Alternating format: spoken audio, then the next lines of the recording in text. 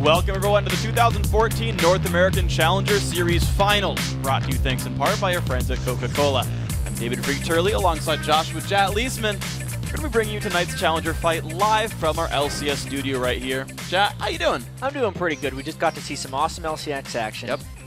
Everyone wanted to see that TSM versus COG game. Yeah. But I think a lot of people want to stick around. This could be the first look at LMQ for a lot of these guys, plus another look at Determined Gaming, who is now Complexity Black. Yeah, maybe some future LCS teams here right in front of us. So with one more match to go in the first Spring Challenger Series of Challenger, let's take a look at the nearly complete bracket. Now, last night, Complexity Red pulled off another upset and took out Cognitive Gaming 2-1, and they finished third place in the first Spring Series. And because of that win, Complexity Red is the third team to lock down a spot in the second Spring Series. Yeah, and that means the only information not fit on this bracket is who finishes first and who finishes second. We'll start penciling that in just a couple hours. Yeah, and even though tonight marks the end of the first Spring Series, the second North American Spring Series kicks off March 1st with even more Challenger Series points up for grabs. Let's take a look. While both of tonight's competitors have already locked in a spot in that second series, they're also fighting for even more Challenger points. And the 6 teams that stack up the most points over the 2 Spring Series will advance to the Challenger playoffs that are taking place in April. And winning 9 points in tonight's finals goes a long way to securing a first-round bye in those playoffs. And if you get a bye, you're just one win away from a trip to that promotion tournament. It's pretty important. It's kind of the LCS road here. Absolutely. I feel like increasing your chances. Useful? A bit little, useful, maybe, a little useful, maybe, yeah, might matter. so. Yeah, I think so. So for more information on the Challenger Series, including stats, points, and schedules, head over to lolesports.com. Yeah, plus there you'll find articles about the players and teams competing for their spot at the LCS simply by pulling down the menu under the Leagues and Tournaments tab and choosing the NA Challenger Series. All right, guys, let's get to it. The first ever North American Challenger Series Finals, Complexity Black versus LMQ. And even though Complexity Black, formerly Determined Gaming, is the higher seed in this series, and they're the most feared Challenger team coming into the Spring Promo Tournament, and they've yet to lose a single game so far in the Challenger Series, they're still entering tonight's finals as huge underdogs because LMQ is just that strong. Yeah, and I think there would be a couple LCS teams that would be considered underdogs if they were playing LMQ. A lot of the guys I've been talking to have said they're top 3 or 4 NA at least, and they've been playing that well in the Challenger Series as well. They haven't come close to losing a single game, and they have put up some absurd numbers along the way. Their mid laner, Xiao, has some insane CS scores. One match, he had 401 CS in under 31 minutes. Not to mention, overall, a rather good scoreline. Plus, the 9.5 KDA goes along with all those stats. Yeah, he's not just on an island. He's actually participating in fights, doing a whole bunch of good things. Yeah, he farms and kills. Yeah, farms champions as well as minions. It's a good way to go about the game and getting your gold up there. But so even though Xiao is incredible, he's not even the most lethal player on LMQ. If you go by KDA, that honor belongs to AD carry Vasily. Yeah, Vasily has been impressing everyone with his play in the Challenger Series. TSM Support X Special actually gave him a shout-out during one of our LCS interviews. He said if he had to lane with someone not on TSM, it would actually be Vasily. Pretty high praise there from the NA All-Star. So while Vasily and LMQ have been getting a lot of love and a lot of attention from fans and pros alike, Complexity Black has quietly put up some impressive wins and incredible stats of their own. Yeah, so much about LMQ. But Complexity Black, they're also undefeated in the Challenger Series, by the way. And also Complexity Black hasn't really come that close to losing a game. They swept both Curse Academy and Cognitive Gaming to get to these finals tonight. And just like their opponents, they've had some impressive individual performances as well in the Challenger Series. Yeah, Robert X. Lee, I used to call him the best AD carry not in the LCS, still might be true. 9.6 KDA is the 3rd highest in the North American Challenger Series. But the guy who's had the best Challenger Series so far, if you're going by KDA at least, is Prawley, the mid laner. Prawley has made a splash in the NACS this year, and LCS last year. He actually was playing Ziggs before it was cool, which is one of the interesting things about him, and he's been really solid for them. Then he got that pool party skin, and then everyone was cool. Yeah, he was actually on a Complexity squad back in the LCS. This is a different Complexity squad. He's been having his large champion pool, 4 different champs in 4 games, and of course that top KDA in the series. Yeah, single death across 4 games. Pretty good. Pretty it helps impressive. your KDA considering you're dividing everything by that number. By 1. So he's kind of messing with the stats. Good thing he died once, though. Otherwise, it'd be undefined. We'd be like, well, I don't know. His KDA is something. Not how KDA works. They just give you, they it's how divide by division 1 works. regardless. Whatever. Of course, Prawley has looked amazing so far in the Challenger Series. Honestly, a lot of teams have had impressive stats until they ran into LMQ, so keep that in mind. But Complexity Black, they're actually well aware they're going to face their toughest opponent so far, and they've actually prepared something special for the occasion. LMQ is going to be our hardest match. If the team is going to be hyped up this much, there's going to be some truth behind it. They're considered the best challenger team from pro players and the community. It's going to be tougher to beat LMQ than any of the NA challenger teams because they have a different play style. If we can actually take them out, then that would derail the Chinese hype train. 我听说他们也很有信心击败我们，所以我觉得他们应该还是不错的战队。来美国这边训练就是一直不断的来提高自己吧，然后用这个2级联赛，我们也会用名次来证明我们自己。Every single one of their players has deep champion pools and highly excel on multiple different champions, which is something that most challenger teams do not have. 他们整体都很强吧，整体5个位置5个人都很强。They're a good team, but every team has weaknesses, especially since we have a very, very special pick coming into this tournament. 赢了这场比赛的话，对我们进 LCS 职业联赛又进了一步。I definitely think that if there's any challenger team right now to derail the LMQ hype train, it's going to be Complexity Black. All right. Gonna try to knock the train off the rails. I should hope if there's one team left, it's the team playing them in the finals. Yeah, it would be the one team that's actually left. Yeah. Be like, actually, the team that was going to beat them was Skyline. Broken Shard's a clever one. Oops. Yeah. They're going to avenge their Complexity comrades. Absolutely. Yeah, there you go. Yeah. Complexity will finish all the odd places in the podium, 1 and 3. I'm just coming up with ways to explain what happens First and when third Complexity are Black wins. 1 and 3 are both odd numbers. Yeah, they are. Yeah. Yeah. It's good stuff. I just got this going on, man. So let's introduce tonight's starting lineup here. Spawning in the blue corner, it's going to be Complexity Black. West Rice in the top lane, Broken Shard in the jungle, Prawley in mid, Robert X. Lee on AD carry, and Bubba on support. And in the red corner, it is LMQ Ackerman, who was actually godlike from Royal Club last year. No Name in the jungle, Xiaowei Xiao in the mid lane, Vasily on AD carry, and more on support. And now it's time to break down our featured matchup for this Challenger Series final, the battle in the mid lane, Complexity's Prawley versus LMQ's Xiaowei Xiao. Absolutely. Xiaowei Xiao has decimated everyone he's been up against. But Prawley has played in the LCS before, and he's going to be going up against some other high-level mid laners. He's used to playing someone really good. But, you know, Xiaowei Xiao has been at or near the top of the Chinese Challenger ladder. He's also constantly battling his own teammates in the North American Challenger ladder as well. There's 3 guys on that team that are just constantly beating each other. Cycling through the top 5, basically. It's pretty absurd. They're very, very active players, not only in solo queue, but competitively as well. I think that's kind of, you know, the Challenger Series isn't as rigorous a schedule as the LCS. Sure. So they're just up above all of those LCS players solo queue-wise. Sure, you don't have to travel for them back and forth. You kind of log in for your games, and you kind of squeak games in between. I was running around trying to talk to the Complexity players, and Bubba Dub and Robert X. Lee were in a duo queue game, like in the middle of the TSM CLG match. I like a giant Ziggs bomb. That's awesome. Yeah. I'm glad he has that. One way of tunneling the pick he wants to do. Yeah, guys, by the way, Yeah. Ziggs, my spirit. He wants to pick Ziggs. I've heard Prawley say before, he just types GG in the champion search bar and locks in the only thing left.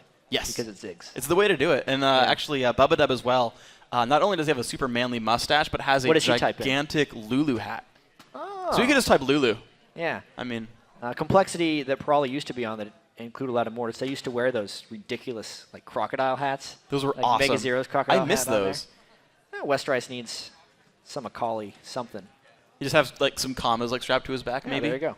Yeah. There's actually a player out here in the audience who has a sign with it's basically a cheer for Complexity Black, and it just has a mustache and a Lulu hat in honor of Bubba Dub.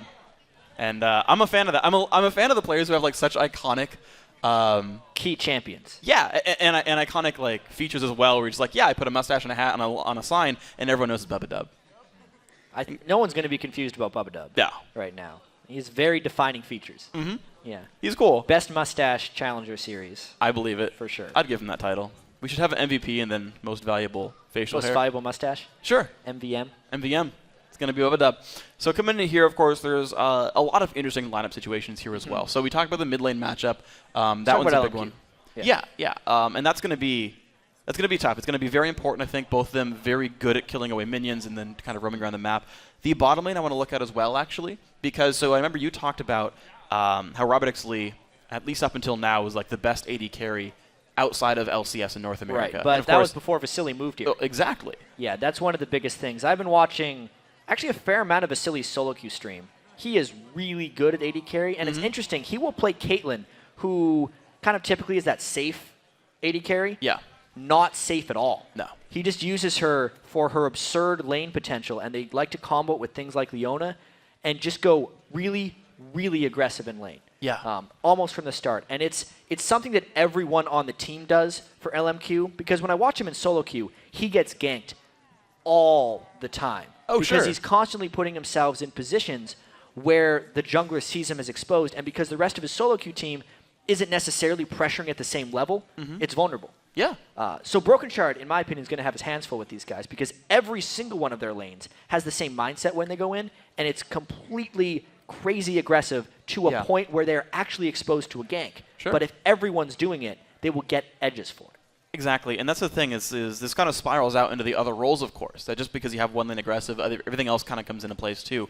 No Name, the jungler for LMQ, he's generally speaking giving up his own farm and looks heavily to set up ganks on lanes. He spends more time in brush than the jungle, kind of in a way. And Broken Shard's had a very good job, of course, ganking as well. I feel like he's been carrying in all of the 4 games that Complexity Black has won so far. Like, he's had a major impact, either by himself on his Kha'Zix or by setting up so many kills that Robert or Probably wins the game for them. And I think Kha'Zix would actually be a very good pick for Broken Shard in this situation. I generally don't think that Kha'Zix is a good pick for like NA or EU LCS jungle play. Okay. Only because, as Broken Shard has even said in the past, Kha'Zix thrives when there's a lot of fights in games. And that typically doesn't happen in NA and EU LCS. True. But especially a team like LMQ, who is playing all out aggressive all the time, I think is going to be fighting a lot. A lot of skirmishes will happen. And then that would be Broken Shard's opportunity to try and turn those things around a little bit.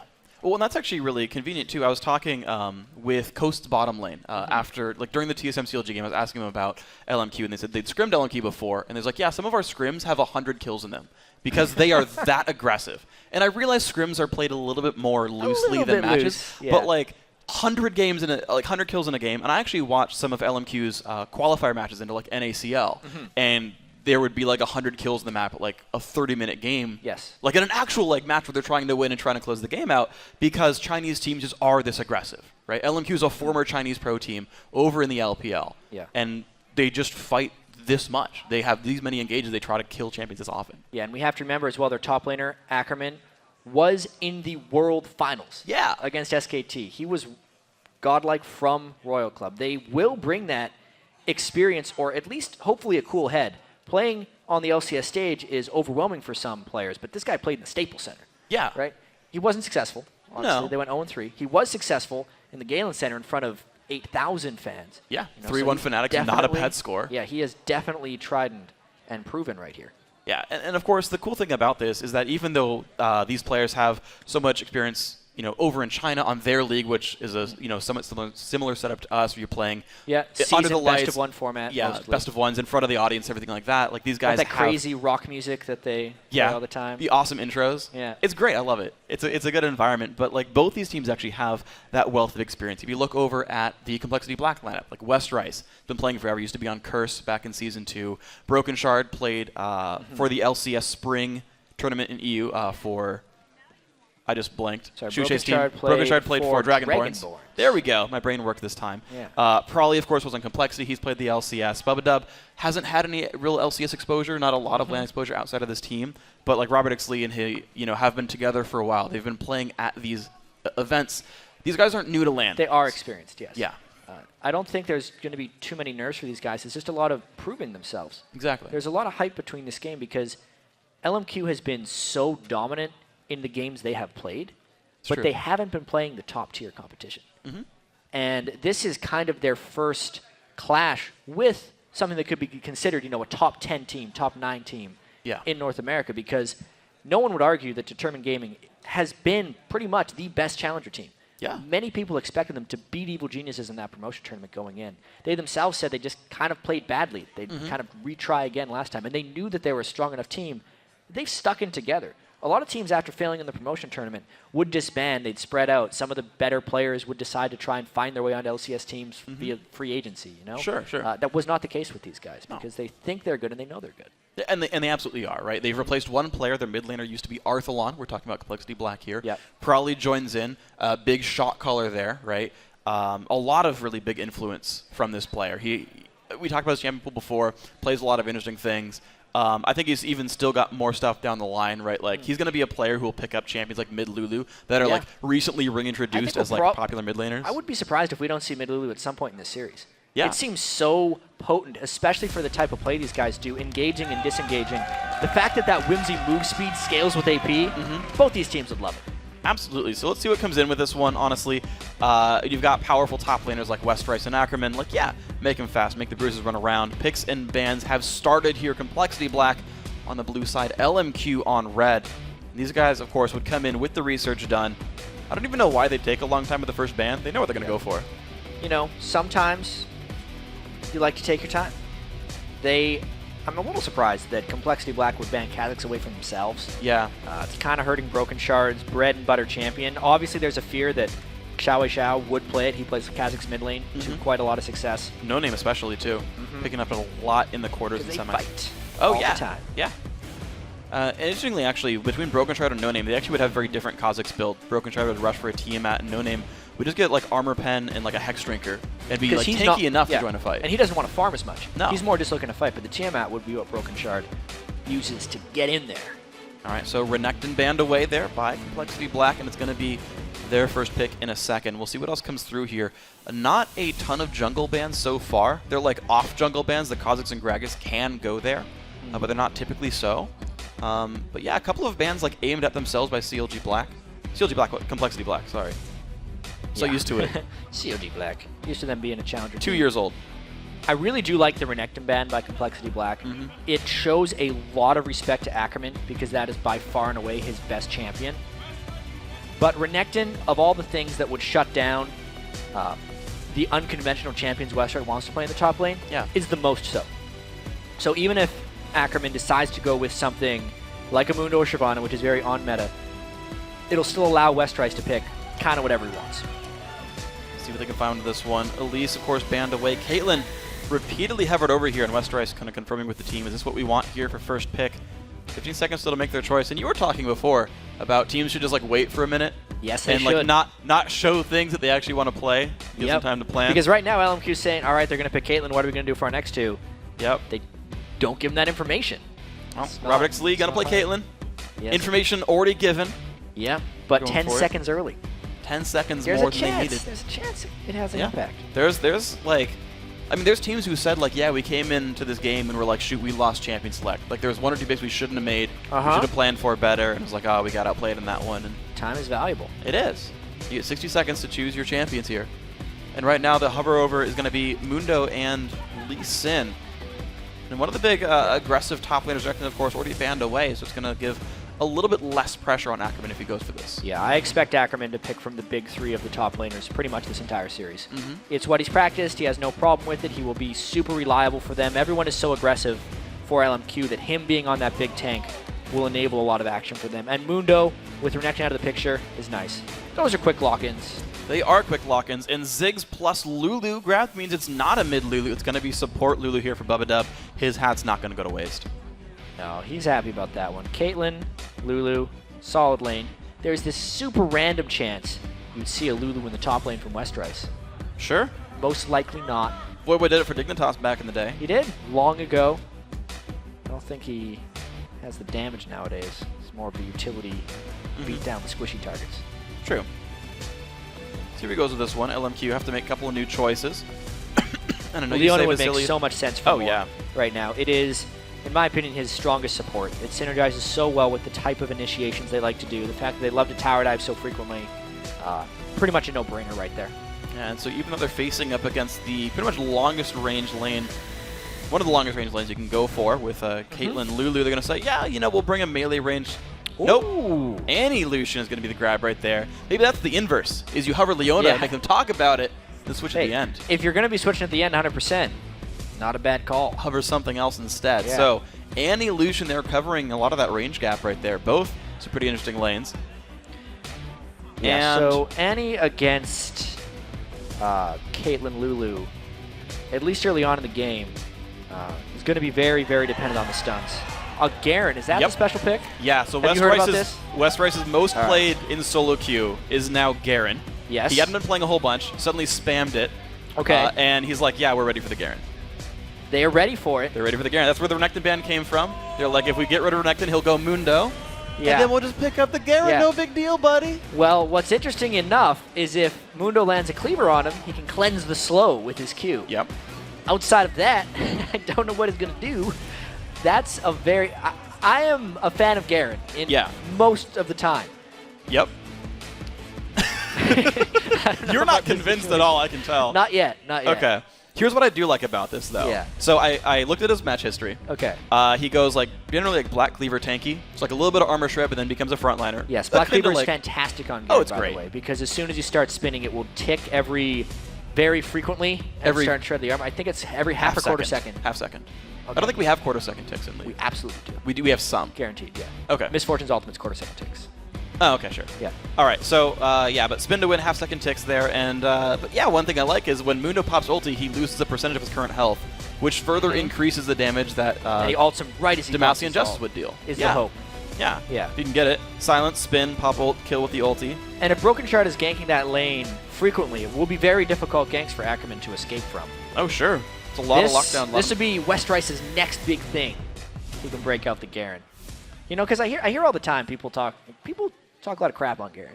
He doesn't deserve it. He got played in the spring split last year of Europe. Yeah. The Giants top laner, I want to say Samix, if that's the player, played it. Didn't win. Yeah. But it got brought out. And actually, like, Westrice is a guy who I feel like has one of the more unique champion pools top lane. And we see some of those guys it works out, right? So, like, Inox with the top in Italy sometimes works out.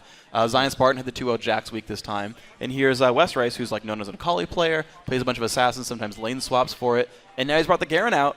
I mean, I'm ready for it to work. I am absolutely ready for this to work. If it does, it can bring another man into the top lane dance right here. Because Mundo, normally you're just like, all right, we'll pick Siobhan against it. Or Renekton.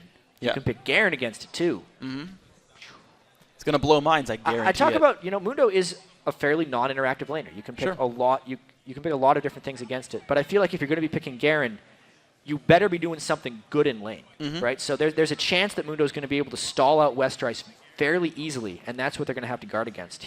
I think Westrice should build very aggressively. Probably Brutalizer first. Yeah. You know, as his first item, and straight into a Black Cleaver. That would be my guess. I don't, unfortunately, like the entire like layout. I just like, he has these items done at like 20, 30, 40, whatever minutes. We'll see how it pans out from this one. But it's going to be a heck of a fun game, guys. And with two great early game junglers, Pantheon and Lee Sin, you know a counter gank's going to be pretty important there when they show up. Whoever shows up second, I feel like, has a good edge on that one. The Lee Sin and the Pantheon are going to be showing a lot of early aggression. Yeah. This is the test for Broken Shard, whether or not he can fly in there and save the day. The Nidalee pick as well. We've seen a lot of Nidalee today. Yeah, she's come back again. Bjergsen's Nidalee looked absolutely infuriating to play against. I imagine Xiao will do a fairly similar thing. And even though we talked so much about LMQ, I was so distracted by the Gragas pick, I missed out on this. Yeah. The LMQ team normally goes so aggressive, but this is actually a different style for them. Yeah. If they're wanting to play Nidalee Lucian, it is heavily poke focused, and then obviously they're going to have to be able to go crazy and execute things. But it is a much more passive style of play.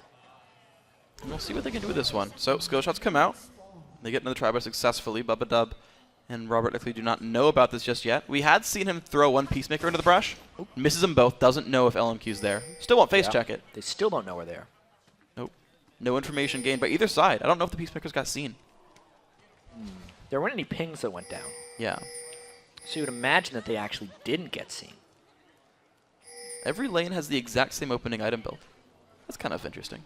It's like a mirror. Except for the fact that Xiao doesn't have biscuits. He ruined the symmetry. Ah. Yep. Not hungry, apparently. That'll do it. Probably went 21-9 on his masteries instead of 21-09. I feel like some will go for the buff duration, some go biscuits, like, interchangeably. Some just like just choose to go for it. Yeah. I've got a lot of weight on my shoulders.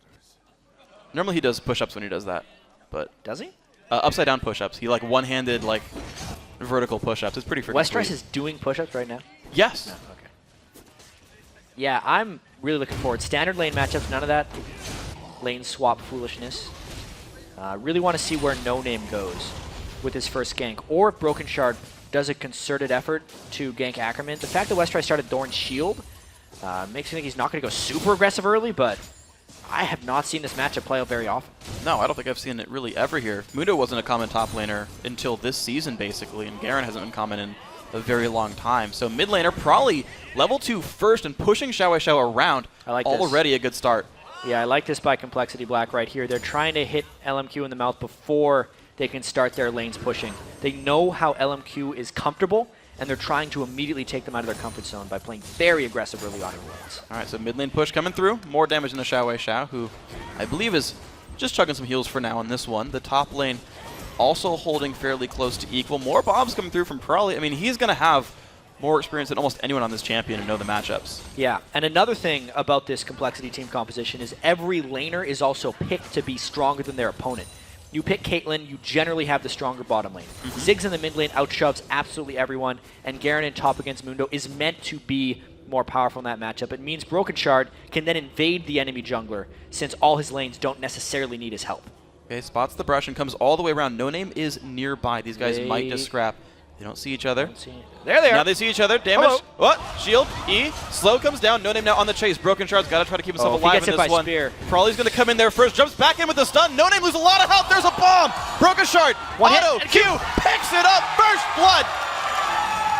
Huge play right there by Broken Shard, getting the jump on a No Name. And the biggest thing is the double buffs will be renewed for Broken Shard.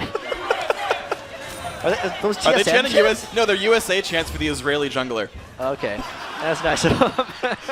I mean, I understand the spirit of it. I'm just saying, guys. All right. Well, Still a big play. Yeah, it was a great play. Complexity Black starting out strong there. Here we go. Turret going to be taking some pain, and the pushes continued. And of course, now, Complexity Black knows like No Name hasn't shown up to any of these lanes yet. He has no chance of pressuring yet. So all these push lanes that have a minion lead, especially in that bottom lane we haven't even seen yet, no jungle pressure on them.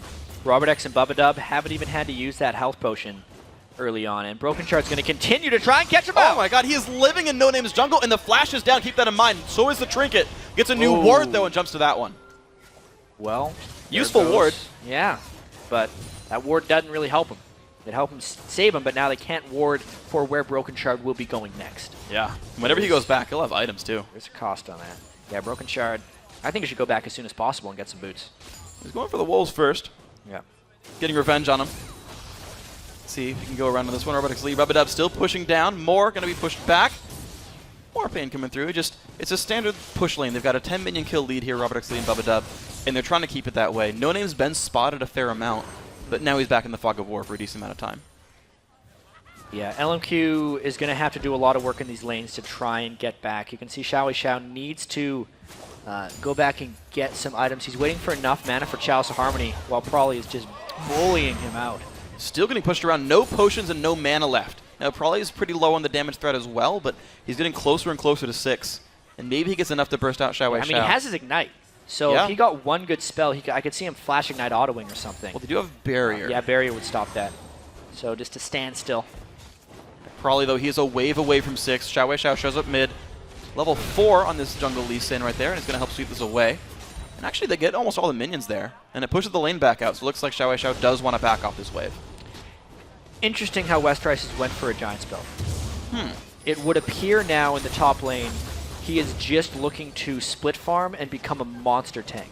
Yeah. Now, one thing about Garen as a monster tank, he is a little more monstrous than most people are. His W gives him 20% extra armor and magic resist just because. And then he can also activate it for, I believe, once he maxes it, it scales up to like 6 seconds of 30% damage reduction. Yeah. No one has tank stats that are comparable to that. So it would actually be an incredibly potent frontline if he can get that late game, since he is just going to be trading farm with Ackerman for a while. Yeah, and if it were 3 years ago, he had to get 6 Sunfire capes, and then he'd do plenty of damage. That's force of nature. He'll only get 1. Yeah, okay, Oh, fine, nice fine. knock. Okay, there we go. Ulti coming across. Barrier popped. It's going to be Xiao forced away. He didn't actually recall off of the that push there. Ooh. Okay. You're going to trade these blows back and forth, but minion kill lead's still here for Prolly. Neither guy is backed yet. Yeah, Broken Shard's trying to shove this up as quickly as possible, but Xiao is staying around a really long time. Let's see. No barrier. Both guys have flash. Broken Shard does not have flash himself, though. So he's staying out of range for the jump slam. He's totally safe to farm. Just making sure he can get the next wave and that he doesn't lose anything he doesn't need to the turret. He's probably going to shop right after these. Gets the last hit right there.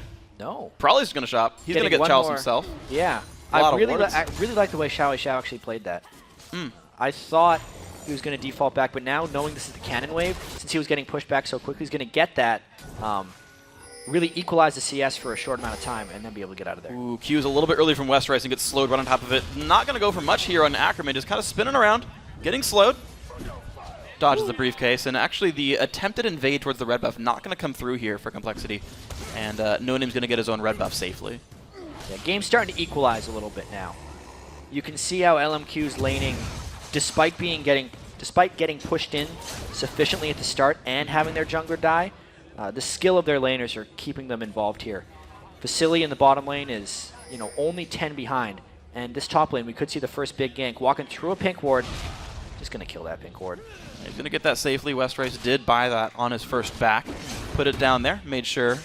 I like the choice. If you're not going to get visited much in top lane, right, you put a pink ward down, and if it lasts longer than 3 minutes, it's better than getting the green ward. Yeah, it's only 25 gold more. It's you'd think that would be a little foolish because you're used to thinking the pink wards are this really valuable thing that are killer to get removed.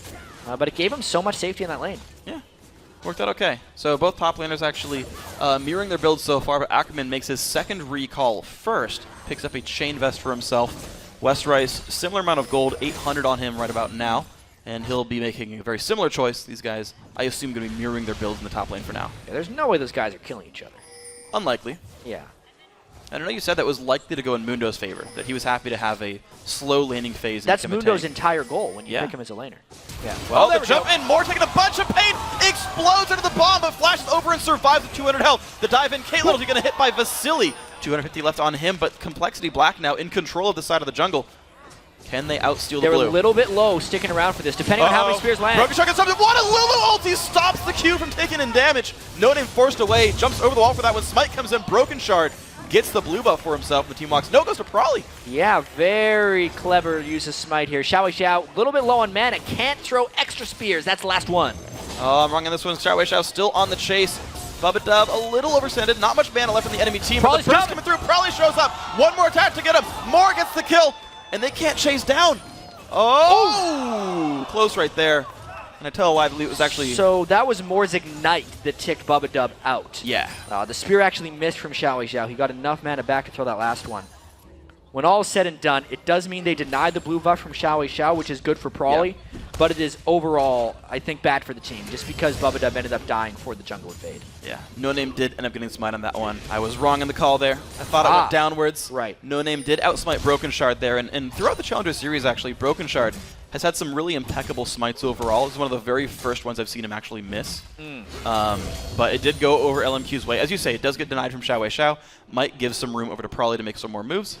We'll see how it pans out, though the gold lead back in LMQ's favor by 300. So, some pretty aggressive plays coming up by Complexity Black. LMQ's mainly just been playing reactively so far. Yeah. Which isn't how they have been playing so far in the Challenger Series, but they're showing their proficiency for it. They had that misplay by No Name early. This could be a kill chance if he Ignite ults. Ignite is on. There's the ulti. Auto attack. Ignite versus the regen. Nope, can't get him. Oh my gosh. So close right there. West Rice barely picking it up. Ackerman walks away. Calculated, I believe. All planned. He finishes Sunfire Cave like nothing happened. So close. He was waiting for the ultimate, that exact moment that we were talking about, but he couldn't quite get him. Wow, and look now at that. Teleports in for Dragon. Yeah, recalls back with 17 HP, gets back to full, shows up with a Sunfire Cape. Dragon's gonna go over to LMQ with very little loss. They're all going back to the lanes pretty quickly in time. West Rice not punishing that by much.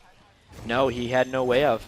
He had just sent him back to base. He had no control over that teleport. So good timing on the teleport by Ackerman, but that was so close for West Rice to be the kill, and then the Dragon wouldn't have happened if he would have gotten it. It's true.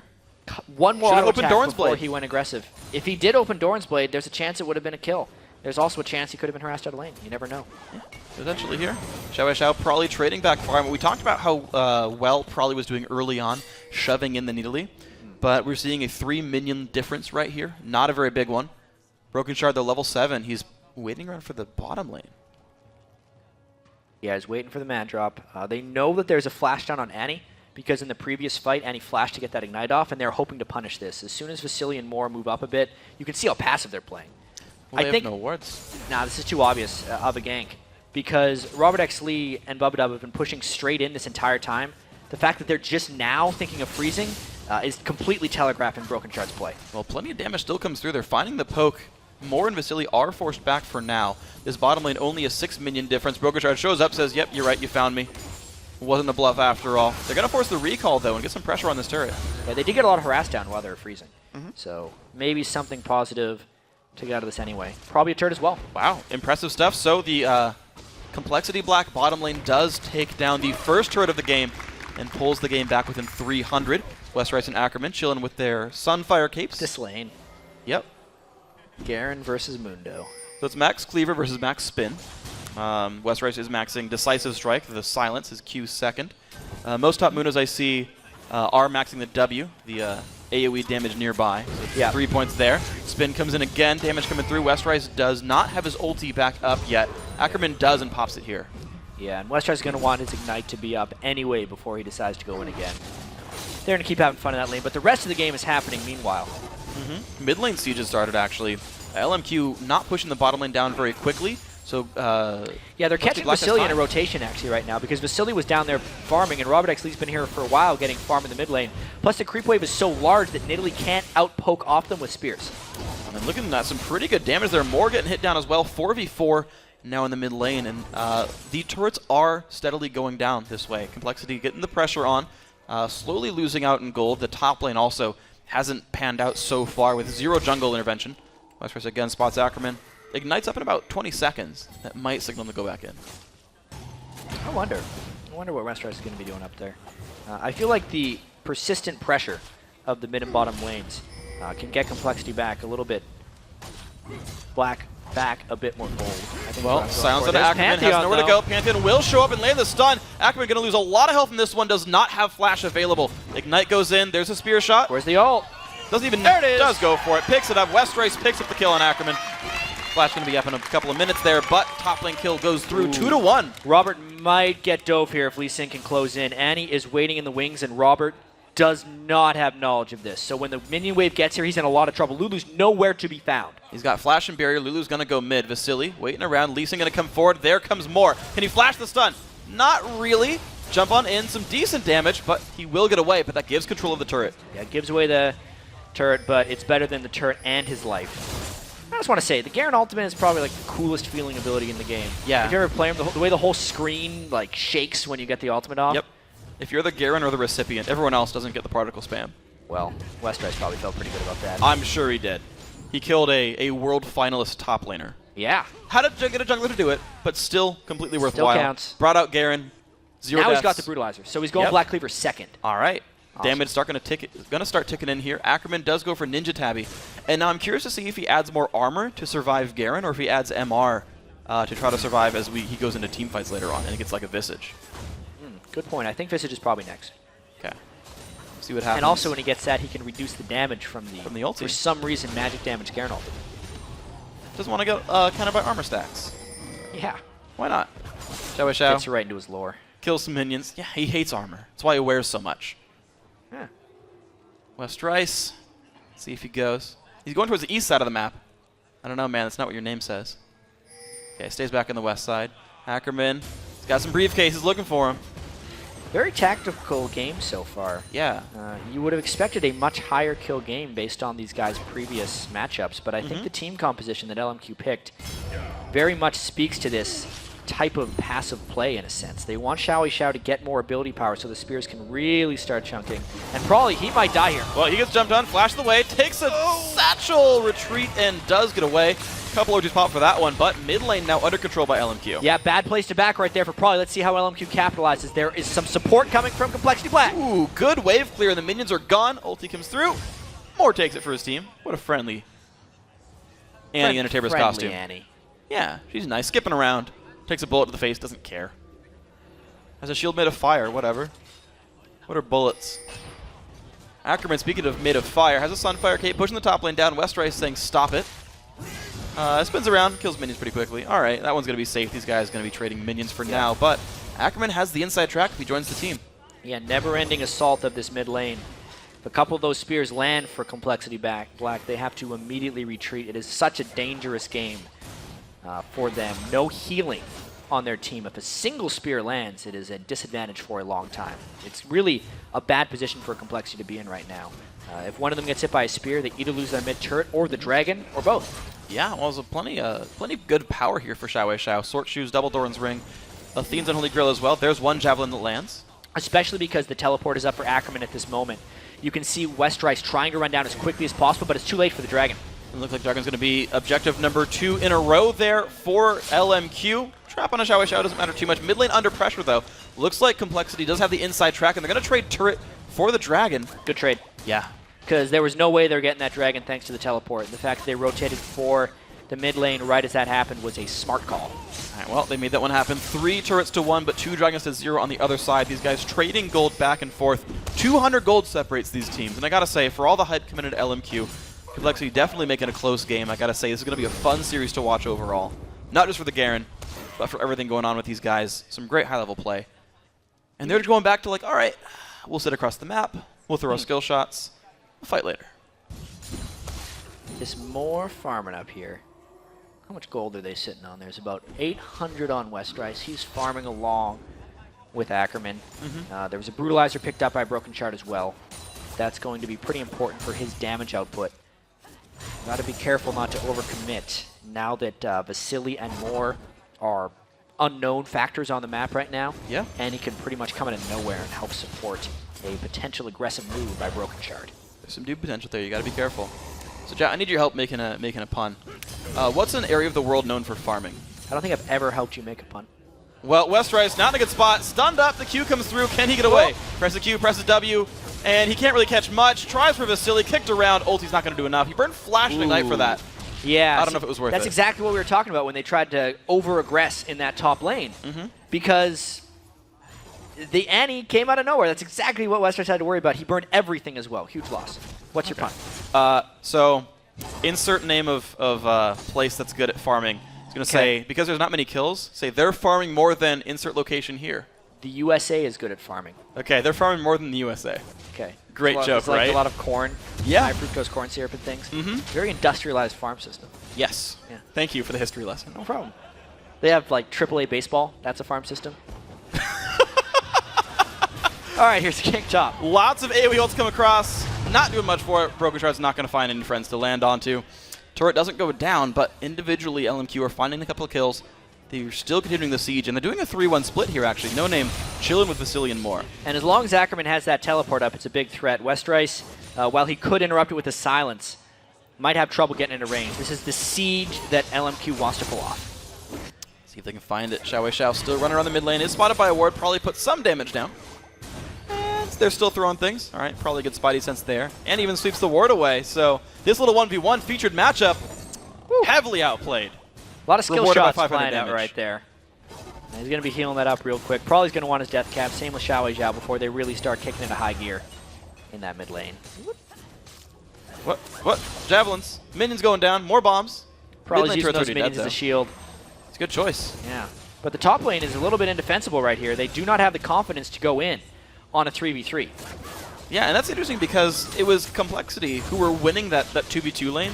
And honestly, the jungler who got first blood as well, and yet the 3v3, they didn't want any part of it. Probably now forced away, of course, the inside track there for LMQ. They're going to get to the mid lane first. Yeah, it looks like Westrice is starting to lose this to Ackerman a little bit. Does have his ultimate up, but Ackerman's pressuring him back. And that's, I think, the reason that they didn't want to go in top lane is Ackerman was out of view for Westrice, and the threat of a Mundo teleport was there. Yeah. If he decided to come in. Well, wise choice then. I guess these guys did back off safely. Xiao Wei Xiao going to get his own blue buff pretty easily. Sweeping away the minions. 1,000 gold for these guys. Take a very slow time with this one. Red buff goes over to Robert X. Lee this time now. So resources being spread about. Broken Shard hasn't found much to do after the first kill or so he got. And just kind of farm the jungle, slowly but surely getting the gold. I feel like Complexity is running the risk of not being able to find the right things right now. Since they've already taken down 3 outer turrets, but don't actually have a gold lead, they're not strong enough to go invade the LMQ jungle. Yeah. And LMQ has played elusive enough that the Pantheon ganks haven't been able to find home. It does seem like LMQ has been in control now for about 5 minutes, and are probably just waiting for the next objective, baiting that teleport out to get positional edges. Ackerman hasn't actually used the teleport for a while, but the threat of it is allowing them to make some good plays. Well, you know, Jat, there's a really obvious reason why Broken Shard's ultis haven't been finding home. He's not aiming them at Rakor. He's aiming them on Summoner's Rift, which is on the other side of Runeterra. Yep, sure. However you want to say that. There's like 4 people that are like, I know exactly what Freak talking about right now. They didn't? Okay. So, Complexity Black still holding back. The lore puns. I don't know, I'm proud of the lore puns. Good work. Thank you. Proud of you. No, you're not. You're really not. I mean, we're just killing minions for a while, man. It's just these guys chilling out.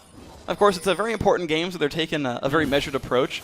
And it's interesting to me because we know that teams in scrims play a lot more loosely than they do in professional matches. We know that from the LCS games. And I'm wondering if, like... LMQ is the same way? Yeah, if they're like, every other game we played up until now was so easy. Yeah. Well, here comes the Broken Shard. We're about to see some action. Right on top of the Moor. A lot of damage. Half HP. Oh! Bomb comes out. Look at the burst coming through. Bubba Dub. And he's going to help find it. 1 kill picked up. Bubba Dub happily tanking the culling. Does not care. He is cull immune. And they're going to run away from him, though. That is a scary Lulu, man. That hat is big. Yeah, good gank there by Broken Shard, right as the Dragon's about to be timed as well. There could be another fight in about 20 seconds here, knowing that Ackerman and Westrise might be coming down. It'll be interesting to see if LMQ can test this 4v5, since a couple people on Complexity are low and they're out of ultimates, or if they can see the Dragon. They're the team that looks like they're going to fight. What? Javelin above Dub's face. He's a little bit overextended. He's going to have to back up on this one. Ackerman in the front lines taking a lot. Eats a Nid Trap as well. There's the Ignite. He is well overextended. Damage coming through. No Name finds one, though. It's a death on a Broken Shard. Bubba Dub narrowly dodges the Javelin. More bombs coming through, though. One Javelin could end his life. Woo! And there is still a Mundo that's alive. The ultimate is still ticking on him. This is a very dangerous situation because Prawley's used close to the last of his mana as Dragon has respawned and more has re-arrived. This could be an LMQ Dragon. Wards get swept away, and there is LMQ taking this with 3. The rest of the team trying to show up. Robert, got to be careful. Puts the Q back down. Now 4 are here. Xiao heals himself instead of a teammate. Whatever. Bubba Dub stunned up. Not the best thing. There comes Westrise. Finds the kill. Muna goes down. Dragon goes to LMQ. 1-for-1 fight so far. Chase coming in. Robert X. Lee. Oh no. Another kill picked up. Still trying to run away. This Caitlyn very, very alone and dead. That's about how it's going to play out if Complexity tries to do that Dragon without Prawley having mana for a sustained fight. Yes, Westrise could go in for a kill with his ultimate, but he was so low before that fight happened. It was just a losing cause. I think LMQ had a much better understanding of what was happening before that fight was going underway. That's just how it's going to play out. You can see here, everyone on Complexity is so low, and the majority of LMQ is actually pretty healthy. Sure, they finished the Mundo, but then it's full retreat. And watch No Name, how far he goes on Lee Sin right there.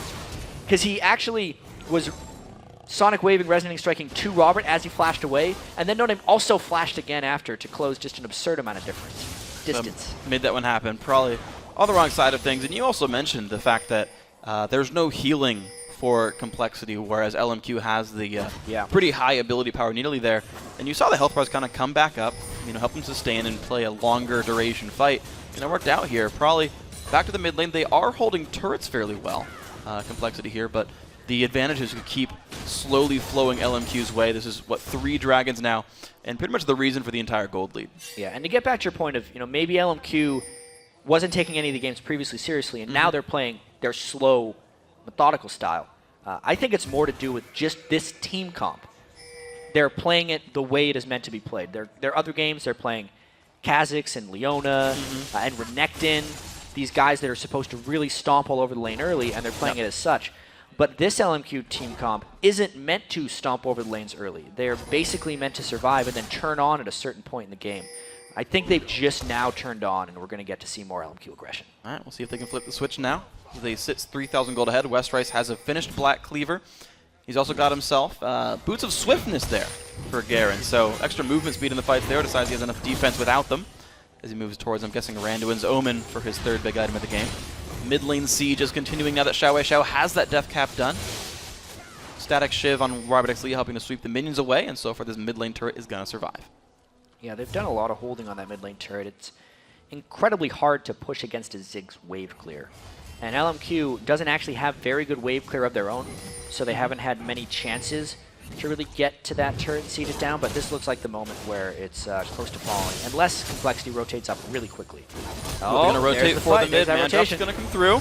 Vasily, who's going to go for Xiaowei Xiao, gets hit up a little bit, pops barrier, does get away, kicked in towards the enemy team though. Broken Shard taking a lot of pain, has nowhere to go with this one, locked up and killed by a javelin. Robert X. Lee also overextended, not a lot of pace to go. Baba Dub also falls down 2 for 0. Westrice joins the party a bit late, kills a minion and says, well, not the best fight. Yeah, just no response to Ackerman teleporting in that one. They overcommitted for Xiaowei Xiao, but didn't have the lockdown to keep him in place, and when that went wrong, the fight was just over. Now LMQ can push 5v3. Javelins come down. This turret's gonna be theirs in this one. Complexity Black forced to run away, and LMQ finding another team fight win in a row, equalizing the turret lead, still up in Dragons, and these guys continuing to take advantages. That Javelin is good. Moore shows up, makes it happen, probably forced to run. Vasily gonna pick up that kill, and now Moore falls to Westrice, but this Karen is a little bit alone. Ackerman gonna go and try to land the slow chains. That's going to probably happen. Will they chase under the turret? Javelin! Xiaowei Xiao, marksman right there with these shots. Got to watch the way you turn corners sometimes when a Nidalee on the other team. That was a great capitalization of an advantage by LMQ right there. As the spear lands, it triggers the flash anti-Tibbers, and this is just LMQ turning on their team comp and getting aggressive. And just like that, they've picked up 2 turrets and a couple of kills in a row here. LMQ capitalizing more than a broken shift key and running back away to heal and pick up some new items. Yeah, great sequence of events right there by LMQ. They did have to wait for the Complexity Black Pantheon ultimate to really start it all off, but after that, it was just a relentless assault of plays. Check that out, just support blowing people up, and then look, Vasily, look where that 80 carry is. Absolutely insane. They chase Westrice down. Just pay attention to the angles. You could barely see Nidalee up at the top of the screen. Throws the spear as he's turning the corner. Like max range. Middle of the hitbox, too. Nice shot. Yeah, very well led right there. Makes it happen. I gotta say, their willingness to run past the turrets and say, you know what, we know 2 of you are dead, then we've just all in and killed another one, and then we found the kill onto the mid laner, and it's like, well, now nobody's even alive. Easy chase for these guys. And they come back at the turret afterwards. Kills are the #1 important thing. When they're all dead, turrets will come by after. That's true. Yeah, it's the way to play it. Kills obviously the most important part of the game. A little bit of Baron set up here for these guys, but it is warded, so Complexity Black can't go for this one. Moore's going to come around and make sure that he can go for this. I think it's time for Complexity Black to make a bit of a desperation play, especially against a Nidalee Lucian team. Yeah. If they ever get into a siege situation outside of their turrets again, they're most likely losing. Even if they got into a siege situation outside of the Baron pit, they will probably get poked down. So they're definitely looking for a pick or hoping to find a 4v5. Maybe they'll just force this right here because it's the best they're going to get. We'll see if they can find much there. A little bit of damage coming in from Westrice. Joins back in towards No Name. Broken Shard, down a half. Pushed around. Stun comes in. They go for the jump on Robert X. Lee, but he gets away. Probably forced back as well. Frontliners going down in health. They find one. Broken Shard still around. Kill back onto Baba Dub, though. The Lulu has fallen. Chaos still coming through. Westrice is taking it up. Can't find Xiaowei Xiao, and 2 kills come in for Vasily. They can do a 4 versus 3 on the map right now. The chase still coming through. Javelin gets dodged, but Ackerman unanswered. Triple kill for Vasily. Chasing down. Can he jump in? Does not find Robert X. Lee. They do find the team fight win. Yeah, that was about the best fight Complexity Black was going to find, and something really strange happened with the first Westrice ultimate. I think he was trying to save it for Ackerman, and then I think he lost vision right as he was winding it up because Ackerman flashed over a wall. I'd love to check that out if we can get a replay as after the Baron, maybe, if they're going to take it here, because LMQ came out way on top in that fight. It was a desperation play by Complexity Black, and it looks like this Baron. So let's watch this fight here. Really long, extended fight as they take the Baron. Ackerman, he's trying to finish him off here, and you can see Westrice was about to ult him, but something stopped it. I would love to see what happened there. I couldn't even tell, but yeah, that was weird. That might have been No Name almost, because Ackerman, it felt like didn't move very far. He ulted No Name and killed him? I think No Name died, because he ulted again later, but I think No Name died so fast it was That's exactly what mid-animation. happened. Baron's still up, though. Oh, not for long. Xiaowei Xiao kills off Broken Shard. They show back up. Looks like he's not able to steal this one with the man drop, and that's going to be Baron. And an extra kill, extra 2 kills, I should say, as Javelin just found Baba Dub as well. Well, LMQ complete control. And going back to that point of confusion, I think you're absolutely right. He was trying to Garen ult No Name, but he died before it went off. Therefore, he still had it, and it just happened that Ackerman flashed as that was happening. Yeah. Yeah. Okay, so we're good. Do think Complexity Black could have turned that if he would have ulted Ackerman. True. Because he probably could have killed Mudo and Lee Sin.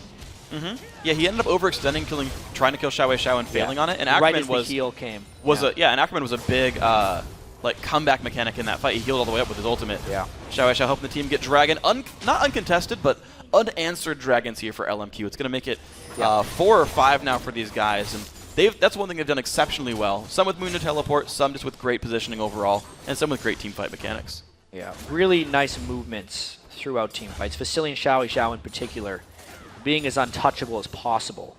Mirrored scores, just as they race for the top spot in Challenger on the NA solo queue ladder, they race for more kills and assists than the other guy.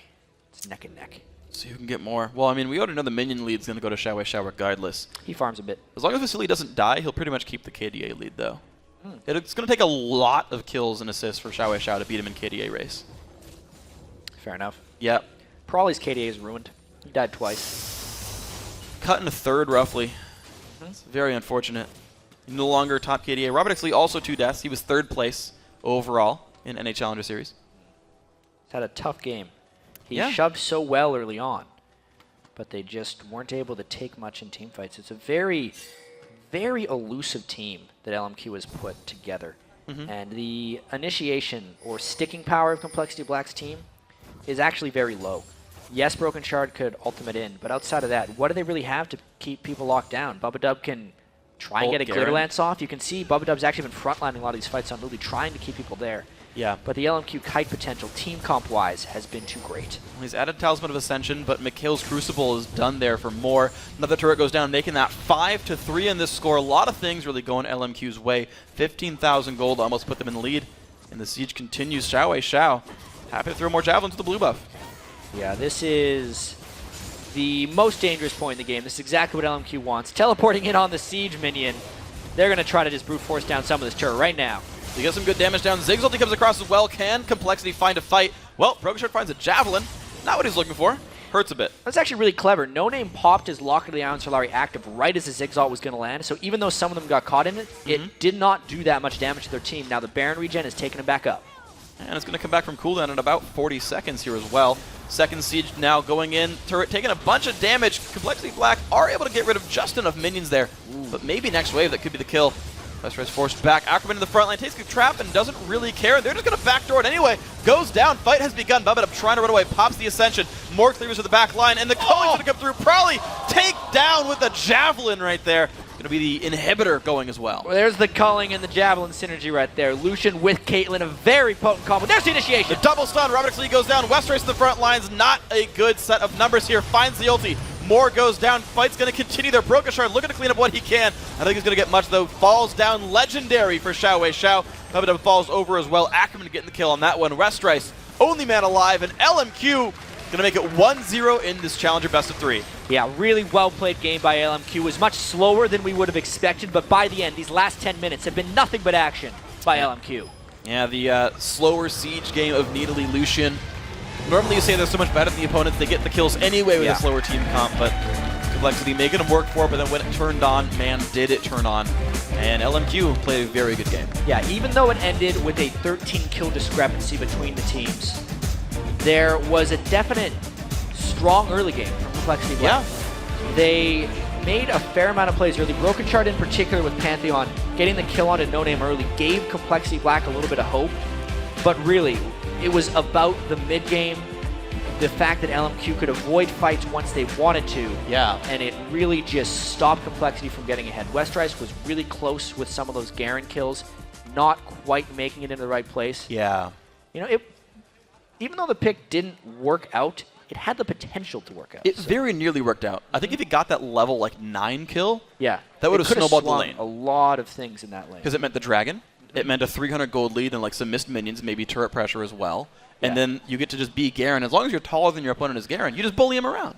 I feel like you're taller. As long as you're taller, you're bigger on items and levels and whatnot. Yeah. But I want to touch back on what you had said during your post game about how close the early game was and the mid game kind of turning around, because so many great early game moves came from Complexity Black. Like, I want to give these guys credit because just they're unsung heroes. Like, I think we all know LMQ is amazing, and they showed it here. Right. But the level 3 First Blood, Broken Shard going into the jungle and saying, yeah, you're Lee Sin, but I think we can make it work. Probably had pushed up the mid lane. He was there to support first, right? So he showed up before the Nidalee Javelins did.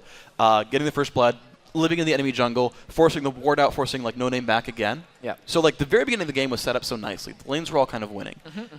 But that was kind of the key of their team composition, is they wanted to get a push early and accumulate a big enough lead that they can kind of bully their way around the map. Yes. And it worked in a sense because they got 3 outer turrets down. And that was what was interesting, because you said that LMQ managed to dodge the fights they didn't want. LMQ took Dragons without getting a team fight for them. Yes. Because of teleports. When the turrets went down, they went down without a fight, like intelligently. It was like, yep, you outnumbered us, take the turret. And you said, right, 2 kills in, 3 turrets down. They didn't have a gold lead. What else does Complexity do? And there wasn't anything for them. Yeah, exactly. I do give credit to LMQ. That was a very well-played game. And it was different than the style we'd seen from in the past, which to me makes them a much more dangerous team. Yes. Because one team, you could plan, all right, take away their aggressive champions, push the lanes. You could tell that was Complexity Black's strategy. They wanted to get rid of the early game LMQ aggression because they thought that was all they had. Yeah. It was not all they had. They could play a completely different poke-based, slow, methodical style, and they played it well. Yeah, and they played it a bunch throughout ranked 5s. You wonder, like, is this like your main strategy? You're just kind of throwing it out there to get some ladder points. But certainly going back to matters most. Needle Illusion, bringing it back and making it work. So, guys, it's time for us to take a quick break. But when we return, it's with the round 2 fight in tonight's title fight between LMQ and Complexity Black. The 2014 North American Challenger Series will be right back.